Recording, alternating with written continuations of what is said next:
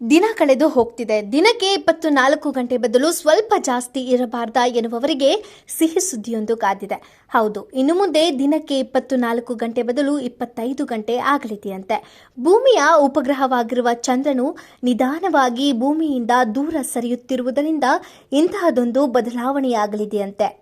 Wisconsin Madison ವಿಶ್ವವಿದ್ಯಾಲಯ ಈ ಬಗ್ಗೆ ಸಂಶೋಧನೆ ನಡೆಸಿದ್ದು, ಈ ವೇಳೆ ಚಂದ್ರ ಭೂಮಿಯಿಂದ ದೂರ ಸರಿಯುತ್ತಿರುವುದರಿಂದ ಇದು ನಮ್ಮ ಗ್ರಹದಲ್ಲಿನ ದಿನಗಳ ಮೇಲೆ ಪರಿಣಾಮ ಬೀರುತ್ತದೆ.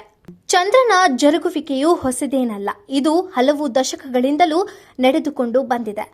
1.4 ಶತಕೋಟಿ ವರ್ಷಗಳ ಹಿಂದೆ ಭೂಮಿಯ ಮೇಲೆ ಒಂದು ದಿನ ಕೇವಲ 18 ಗಂಟೆಗಳು ಮಾತ್ರ ಇತ್ತು.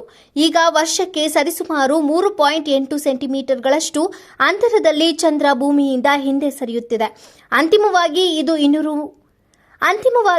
200 ಮಿಲಿಯನ್ ವರ್ಷಗಳಲ್ಲಿ ಭೂಮಿಯ ದಿನಗಳನ್ನು 25 ಗಂಟೆಗಳ ಕಾಲ ಉಂಟು ಮಾಡುತ್ತದೆ ಎಂದು ಸಂಶೋಧನಾ ತಂಡ ತಿಳಿಸಿದೆ.